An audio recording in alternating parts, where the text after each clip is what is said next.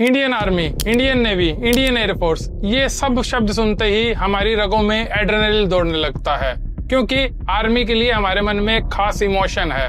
Army हमारी safety करती है, सिक्योरिटी देती है, लेकिन ये सब काम तो पुलिस भी करती है। पुलिस के लिए तो हमारे मन में ऐसा इमोशन नहीं है। आप कहेंगे कि पुलिस करप्शन भी करती है।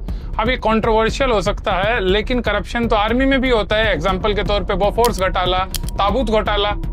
लेकिन फिर भी ये इमोशन सिर्फ आर्मी के लिए ही क्यों? कहीं ऐसा तो नहीं है कि ये इमोशन हमारे मन में क्रिएट किया जाता है साइकोलॉजिकली, हमें कंट्रोल करने के लिए, हमारा वोट लेने के लिए?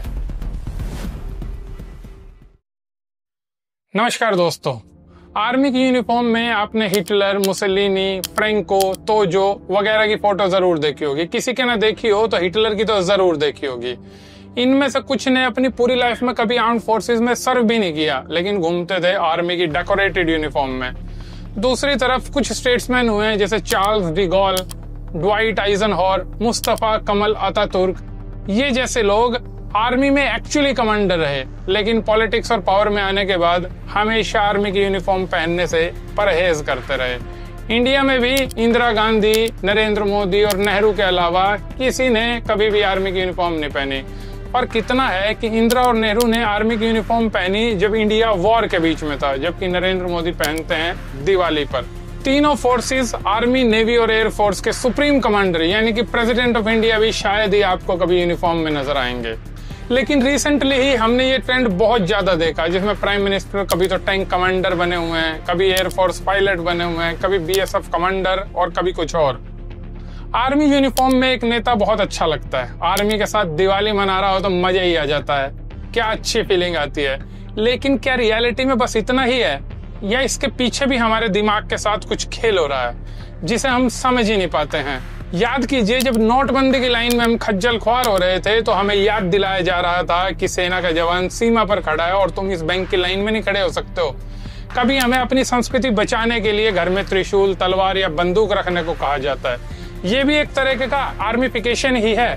बात बात में सेना का जवान ले आना, हथियार, धर्म युद्ध ऐसे शब्द ले आना, ऐसा करते क्यों हैं? ऊपर से नीचे तक आम आदमी का आर्मीफिकेशन क्यों किया जाता है? इसके पीछे की साइकोलॉजी के बारे में आपने कभी सोचा नहीं होगा। आइए आज बात करते हैं। असल में आर्मी एक प्रोफेशन है और इस प्रोफेशन की पहली शर्त ये है कि ऊपर से आए ऑर्डर को एज इट इज फॉलो करना, वो किसी की जान लेने का ऑर्डर हो या खुद की जान दे देने का। एक आर्मी जवान बिना सवाल किए बस ऊपर से आए ऑर्डर को फॉलो करता है, बिकॉज दैट जवान has signed for this, he is getting paid for this. Army की एक कमांड होती है, हेडक्वार्टर होता है, वहां पर बैठा हुआ जनरल या कोई group of high ranked officers plan बनाते हैं। सब कुछ वही डिसाइड करते हैं, किसी छोटे सिपाही को या किसी और को प्लानिंग या कुछ सोचने का कोई अधिकार नहीं होता। कमांड का जो भी ऑर्डर होता है उन्हें सिर्फ फॉलो करना होता है। कोई शक नहीं sir, hi sir, are you ready? Yes sir. चाहे सच में कोई सवाल आ रहा हो, कोई शक हो, दिल कुछ कहता हो, दिमाग कुछ कहता हो, लेकिन उस सिपाही को या किसी लो रैंक आर्मी मैन के पास नो सर, यस सर या हाई सर कहने के अलावा कोई ऑप्शन ही नहीं होता। अब वो ऑर्डर चाहे जर्मनी वाले हिटलर का हो कि अपने ही देश के लोगों को गैस चैम्बर में झोंक दो, या फिर इंडिया में बादलों में छुपकर राडार से बचने का, उसको फॉलो करने के अलावा कोई ऑप्शन नहीं है। एक्चुअली आर्मी कोई डेमोक्रेटिक इंस्टीट्यूशन नहीं है, हो भी नहीं सकता।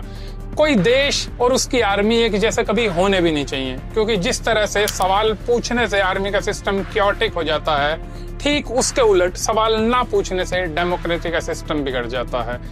लेकिन एक लीडर तो यही चाहता है, उसको तो ऐसी तैसी डेमोक्रेसी करना है, आम जनता को सेना में तब्दील कर देना है। पूरे देश का बस एक ही सेंटर होना चाहिए, एक नेशनल लीडर। उसके ऑर्डर्स का फ्लो वन वे होना चाहिए, चाहे वो मीडिया के थ्रू हो, आईटी सेल के थ्रू या किसी और मीडियम से।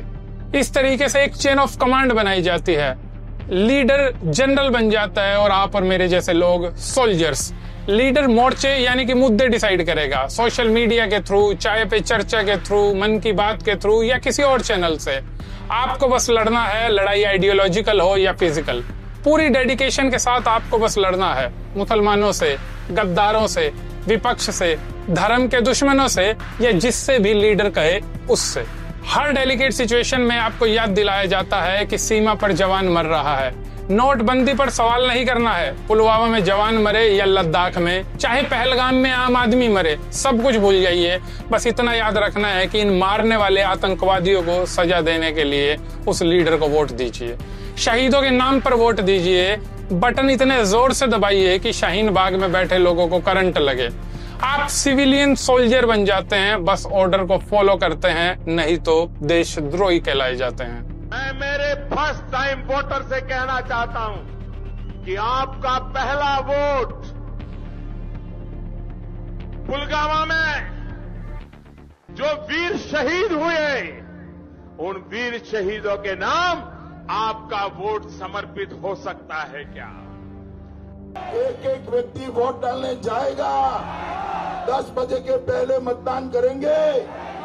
तो मित्रों, बटन दबाओ तब इतने गुस्से के साथ दबाना कि बटन यहाँ बाबतपुर में दबे, करंट शाहीन बाग के अंदर लगे। और हम फॉलो करते हैं। Although we haven't signed for that, we aren't getting paid for that. माहौल के असर में डर कर हम मिलिशिया बन जाते हैं, लेकिन इस डर को देशभक्ति जैसा सुंदर नाम दिया जाता है और सवाल करने को देशद्रोह। इसको आप अपने घर से समझिए। ये यूनिफाइड कमांड इंडिया में ज्यादातर घरों में भी लागू है। घर में बाप जनरल है और बेटे लेफ्टिनेंट जनरल। माँ देश है, बेटी धर्म यानी एक लाइबिलिटी।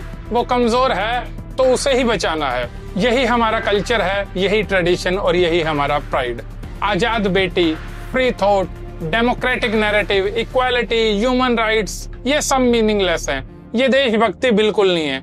ये घर की इज्जत या देश की इज्जत मिट्टी में मिला देना है। ये घोर पाप है। सवाल करना, शक करना, हिसाब मांगना, अपने हक हकूक की बात करना, रेस्पॉन्सिबिलिटी याद दिला देना एक सोल्जर का काम बिल्कुल नहीं है। एक नेता, एक पार्टी, एक विचार, एक परिवार, एक टैक्स, एक इलेक्शन, एक बाजार, एक सेठ, एक धर्म, एक संस्कृति, सब कुछ एक एक एक, यही मिलके बनता है एक भारत और श्रेष्ठ भारत। अगर आप गौर से देखोगे तो यही एक भारत, नया भारत है, आर्मीफाइड भारत। धन्यवाद।